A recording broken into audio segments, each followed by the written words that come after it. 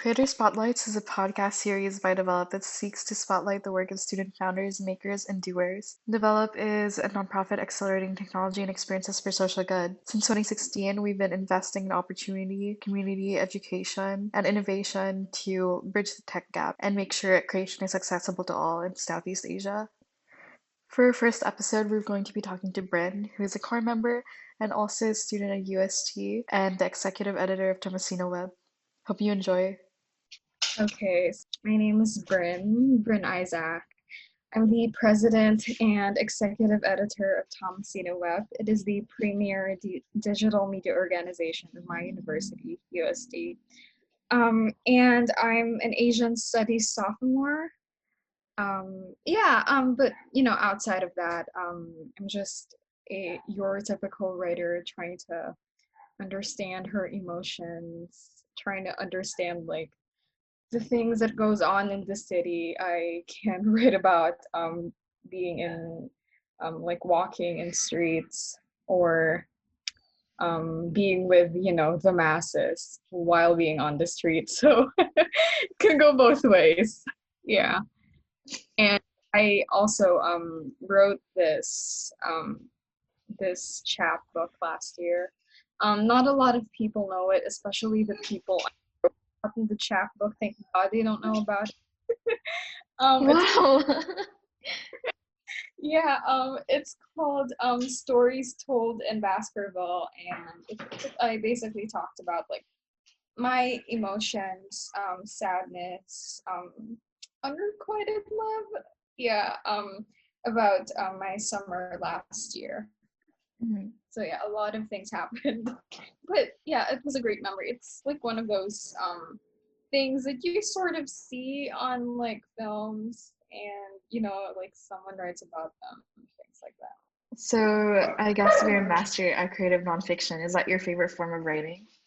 Yes. Oh my God, that's my favorite. Yeah. I Um. love creative nonfic. I took an So, essay writing class that was just about creative nonfic, and it was my favorite class ever at Yale Sunflower. yeah, I feel like I've had the last creative writing that I've had or will ever have was in senior high school, and I really felt like I existed. More like I feel like I am here, I'm present when I'm writing. So yeah, the creative writing class was really helpful for me, especially for my writing and for understanding myself as a human. When did you first discover that you were a writer? I guess I could probably say when I was around 8 years old, but by then I wasn't writing seriously. um I just wrote my thoughts. I would write it on paper and then discard it after, but I would be highly invested in it. I was a reader at a very young age, so that sparked my interest in writing, and I thought to myself, yeah, I could do that too. Perhaps I could do that too. So I started writing. So yeah, from the age of 8 up until now, I'm still doing it. Thank God I'm still doing it. That's amazing though. What were your inspirations and what were your subjects when you were young? What would you Um, write about? I forgot the name of this game, but it was like a mystery game. Can't remember the name anymore, but yeah, it involved like a murder and um it involved murder and mistresses and all. I forgot it, but it was such a great game. It had like those scary sound effects, like the thunder and everything, like the screaming. I really hope that. Murder?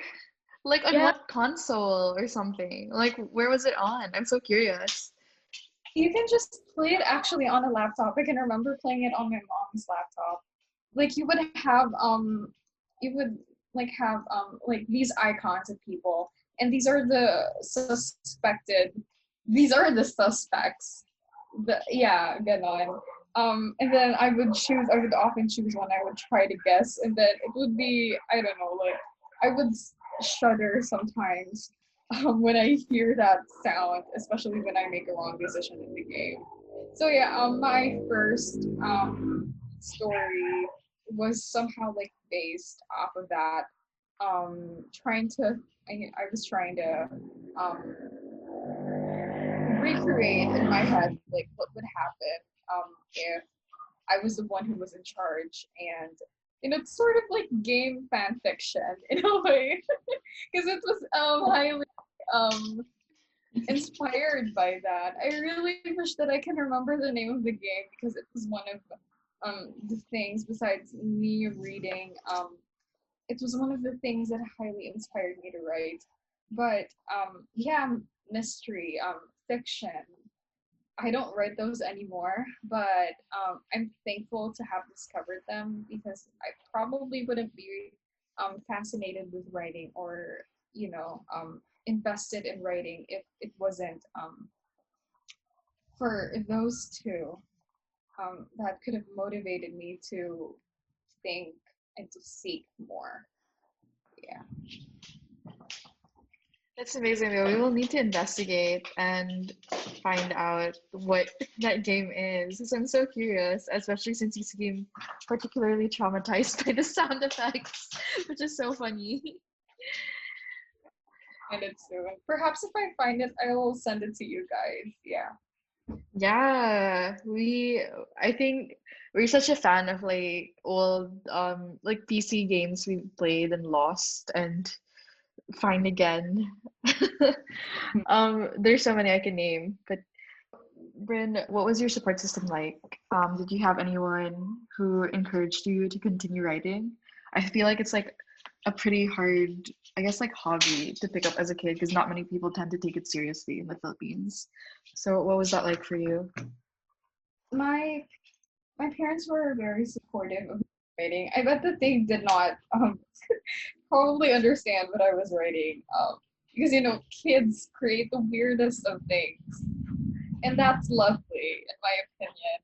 Um, I guess for my parents, they probably was for how every parent like their kid picks up a hobby and like it's such a new thing and they don't like bother asking a lot of questions. They just support and they got me a lot of books and I kept reading and reading even up until now actually. um I'm rereading some favorites, the same poetry books. But yeah, it's always been the support of my parents. Um, and it's always been this pursuit of me always asking questions like, what happens if I do this? Or if this thing happens in a story? Or even if it's not, like, like fiction, but more like, things that happen in life. So I was very inquisitive as a kid, and they supported me with how curious I was when it comes to reading and growing up as a young girl. Yeah. What's the best answer you ever received as a child? What do you? So like, I don't know, but right when you're a kid, you are naturally inquisitive and you just ask about everything and you have a lot of annoying questions. What was the best answer you ever received as a child? Amidst all your curiosities. I oh God, this is unfortunate. I actually don't remember any answers, but I do have some questions. I guess like, the classic why is the sky blue? And I've always asked my if astronauts live on the moon. So almost like every night I would be shouting outside my bedroom and shouting things like, "Hi, can you hear me? I'm talking to you." Um, yeah, basically anything and everything that would pop up. But yeah, most especially the question if astronauts really live on the moon if they could hear me. Because I was fascinated. I think almost everybody was fascinated by space. I was one of those kids who wanted to be an astronaut before, but I'm in liberal arts and I'm happy. But yeah, those.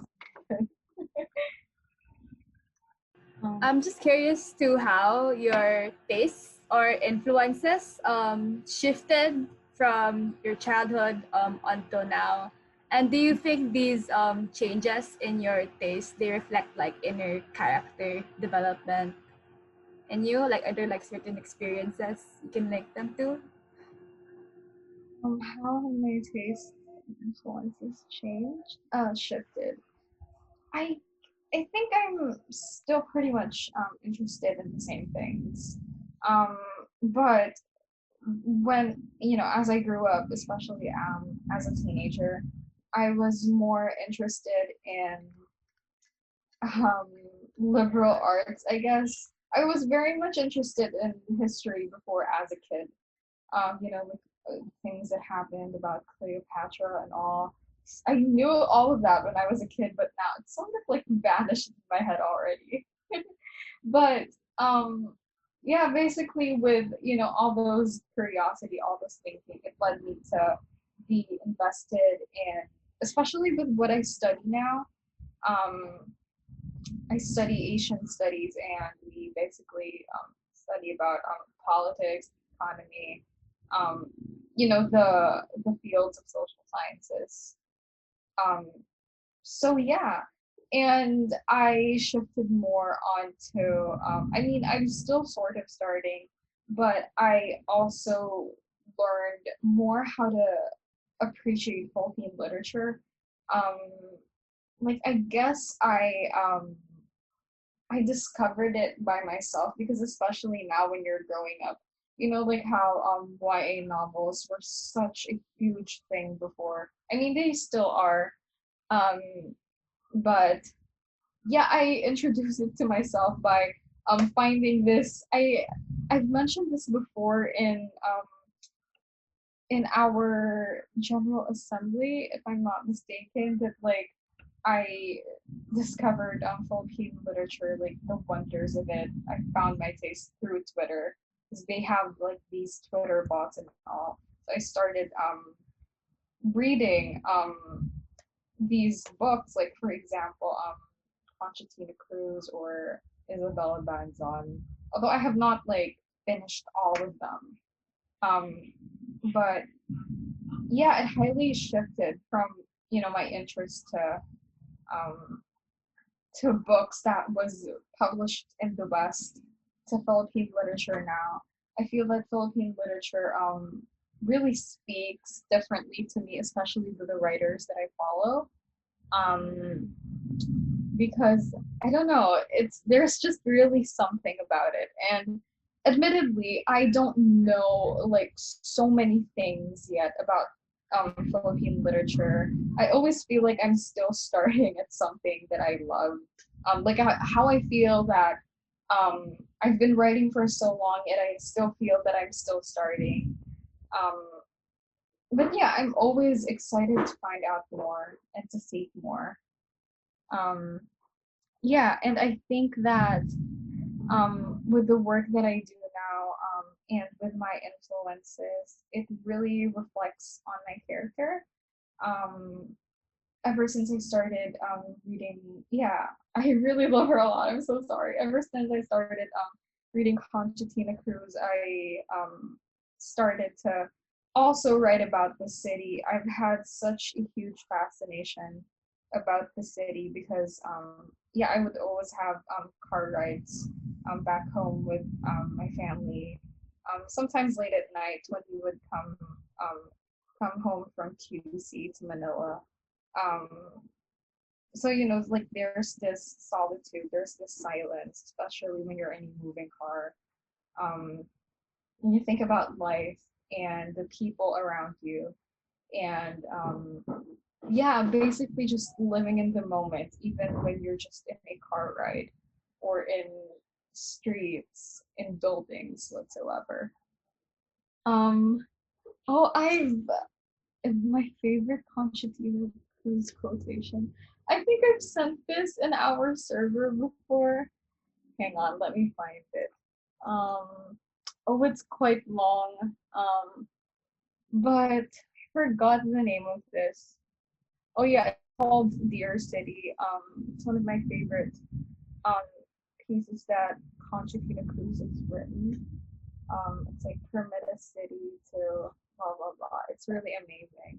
So being a city girl, and trying to ask a lot of questions, especially when I was in university, I would feel like I was in the narrative that she was writing, and that somehow I am writing my own too through what I do, through my writing. I love Constantina Cruz, her Twitter bot, the Ching bot. I love it. Me too. That's how I found her, and I'm thankful I did. Yeah, You make me want to reread Dark Hours. it's really good. I believe that she's tweeted the links of her two books. Yeah, I'm not sure if she tweets a lot, but I'm pretty much sure you can find it easily. Yeah. Yeah, I feel like I saw that, and I actually feel like someone also linked it on the Develop Discord. We'll have to dig for that.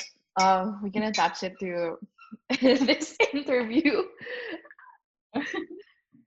I still have the copy, so I'll probably send it in later.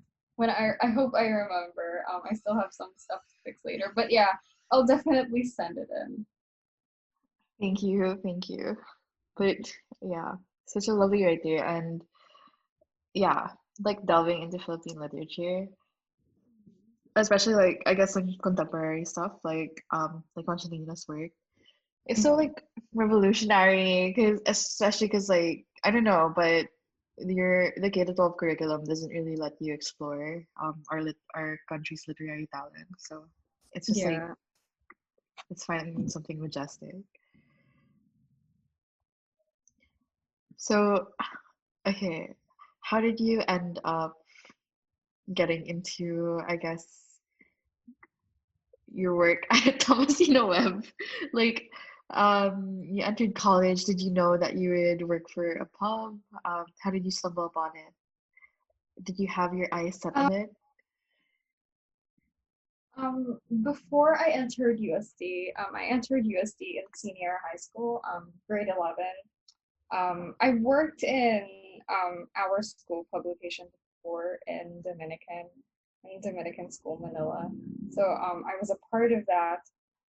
And then I graduated from junior high school. I transferred, and I found out that this other publication that I aspired to go to wasn't accepting senior high school students yet. So I was like, oh, okay, sure.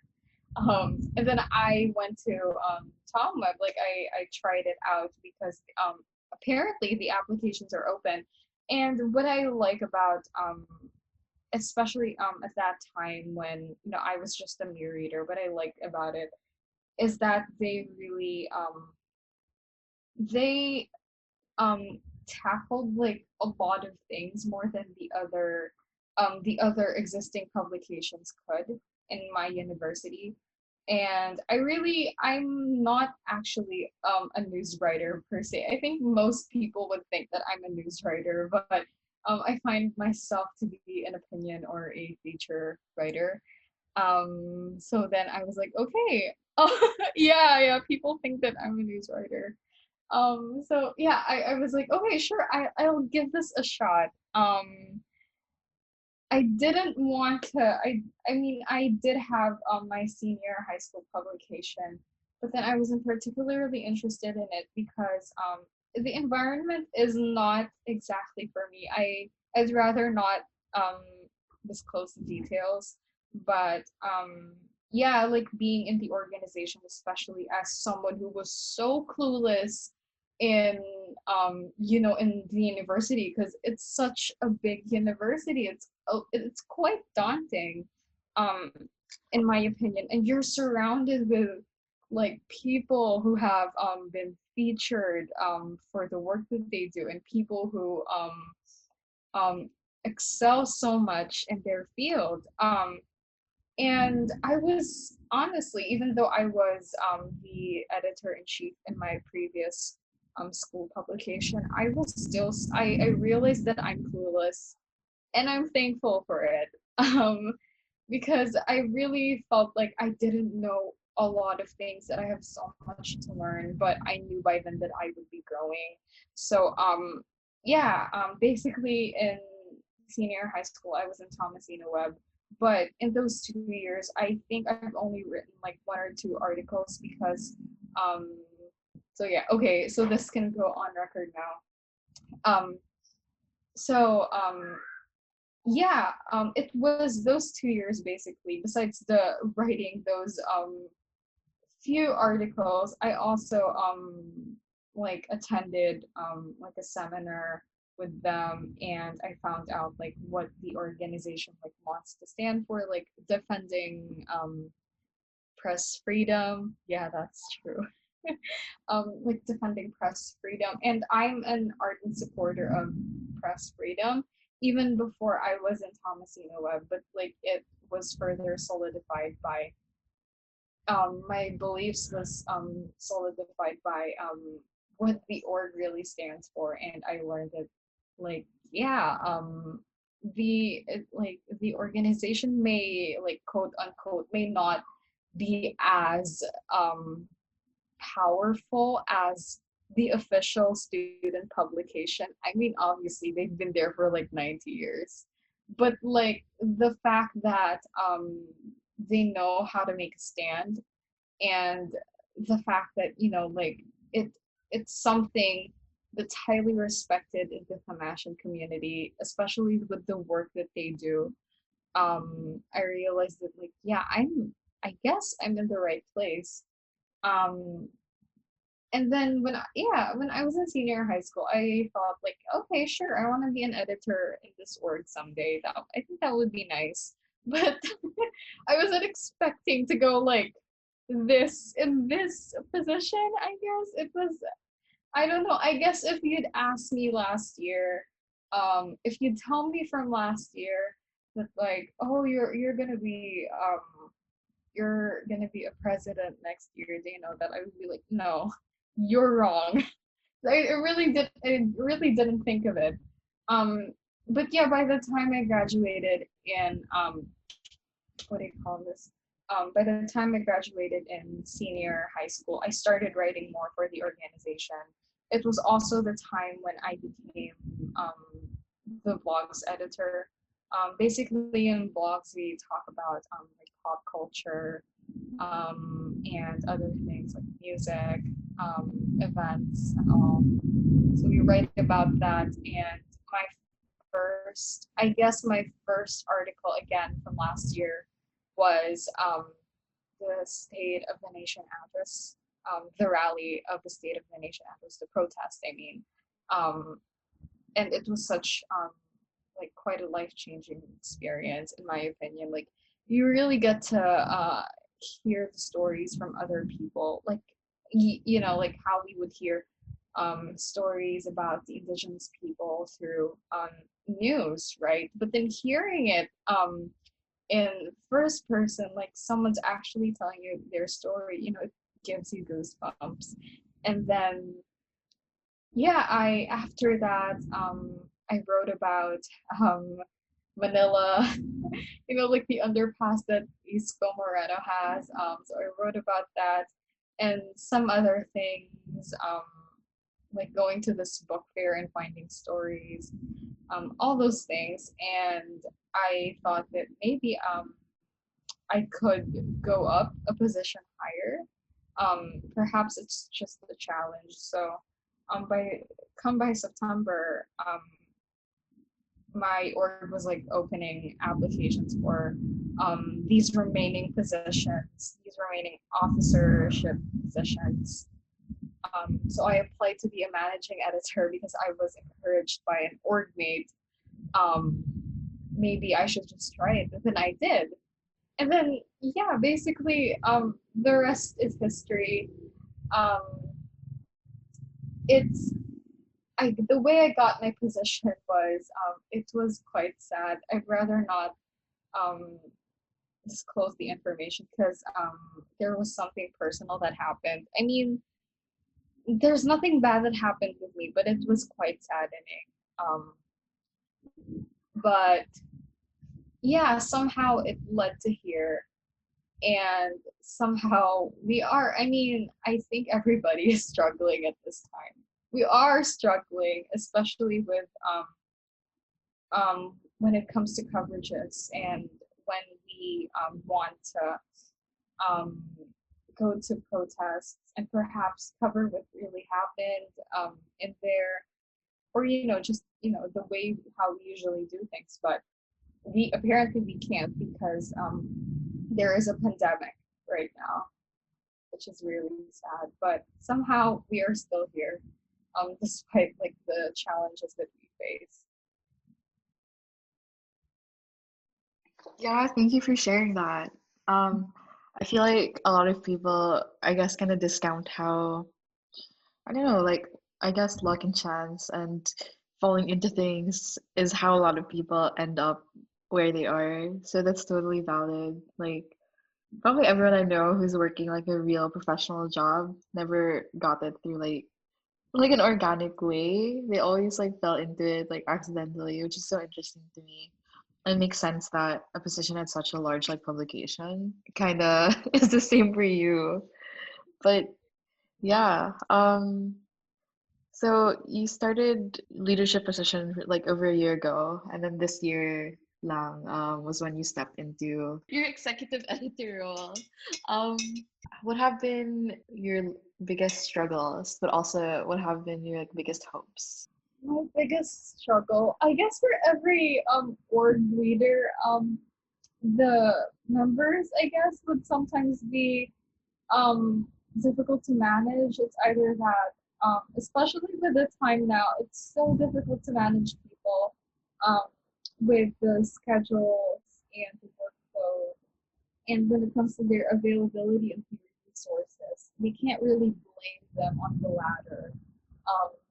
Because I think everybody's struggling in one way or another. But it's not really the case. So I think it's something that we can easily manage. But the thing that challenges me the most, especially as a student leader, is my school admin. every time, actually, every time we do something, even if it's like satirical or just something funny, we always have to think like, oh my god, will this get us suspended? um, yeah, it's basically the school admin. My school is largely known for sending these show cause notices, especially when you like posted something that's not even like all too incriminating, if you know what I mean. With the way the way how students express themselves. Um, so we are mostly been struggling on that part, struggling to amplify voices in our community without getting suspended or without getting erased from the community um, by just speaking out. I think that's our greatest struggle right now.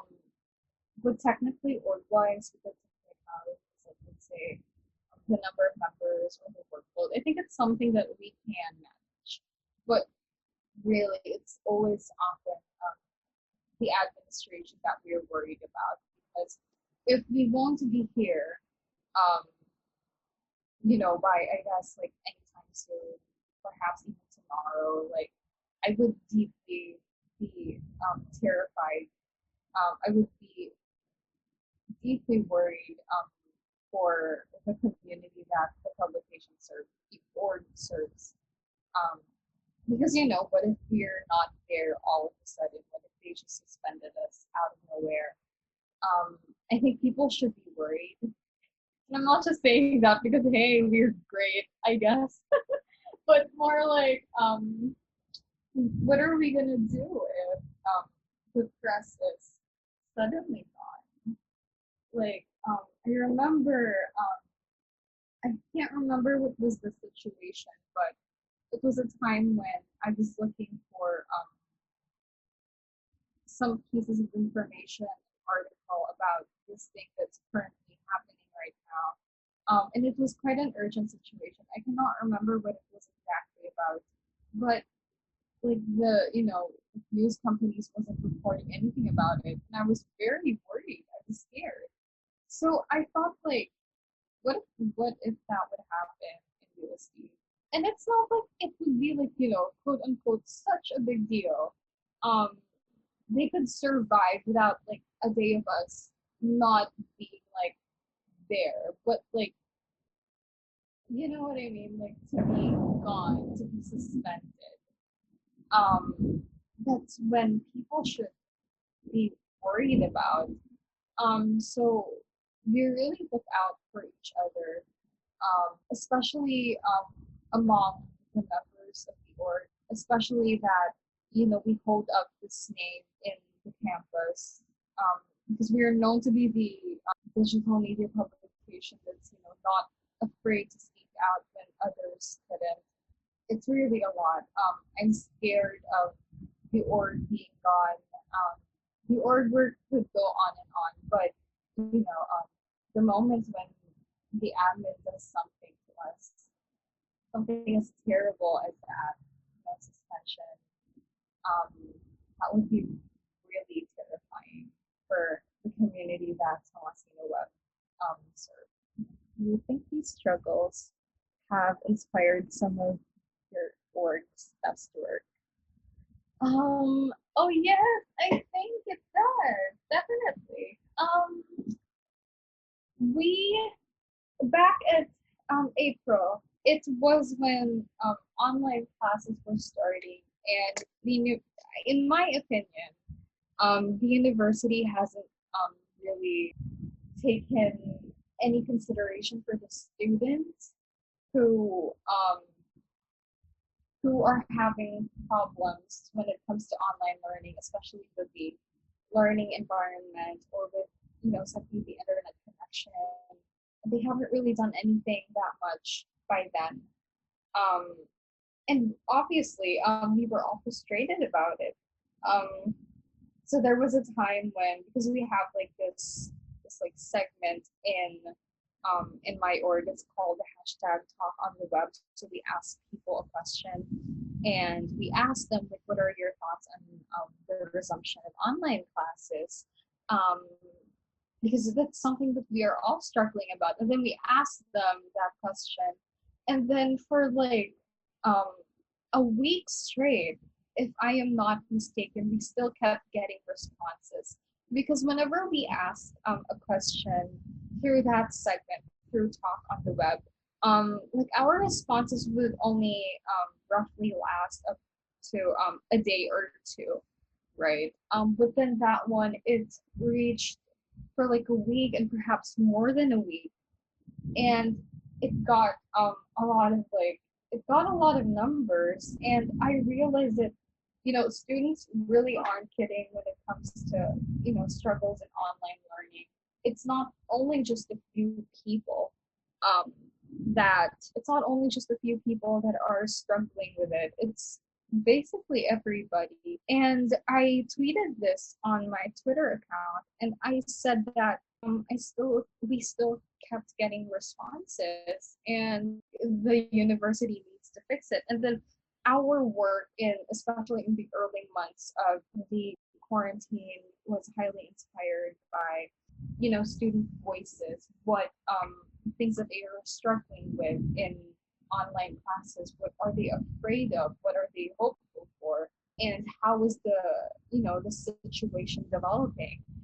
Yeah, I think that our struggles as a student, it highly is inspired by the work that we do, and also our struggles as as the youth of this generation, where we often try to make things better through our little ways, like holding up with a fundraiser, or a donation drive, or things that we can do to make our community a whole lot better. And with the stories around us, especially with the initiatives that my fellow Imagines have, we are highly inspired by that. And also with the countless attempts, of both admins trying to silence the youth. So we don't want anything to happen like that. So whenever something happens, we make sure to speak about it. Because if we don't, we definitely don't want to side with the opposition, I guess, when it comes to these kinds of things. So as much as you can, please speak up, because it's highly important to say what you need to say, and to like tell the community that this is what you think that we should do in order to alleviate the situation. Yeah, that's fine. Thank you so much for that, Brin. Just one last question. Can you tell us about the books that you usually give or recommend to others? Gosh, I wouldn't know the full. I mean, I can't remember the full titles, but yeah, my favorite poetry book, it's called The Second World. It's by Rafael Antonio C. San Diego, and I'm reading this book. It's actually like selected columns from the Philippine Daily Inquirer. It's the column of Shalito F. Javita. It's called No Free Lunch. So these are his columns dating all the way from, I guess, 2006, 2005 to 2006. It's interesting to get to read it. I'm quite interested in economics, and haven't finished the book, but I like reading Why Nations Fail and The Dark Hours. God, I always get the title of that book wrong. It's the one by Conchatina Cruz. I think that's something that people should definitely read. One last question before we wrap up. What are some words of advice you have to aspiring writers here in the Philippines? I could say that you should always keep a writing schedule, but apparently that doesn't work for a lot of people. I guess, yeah, you should always read, even if you dislike it sometimes, because you won't be able to write anything if you don't read. Find what you like, with your with the books that you read, and with how you write. I think that's how you will find your direction and how you will find your voice.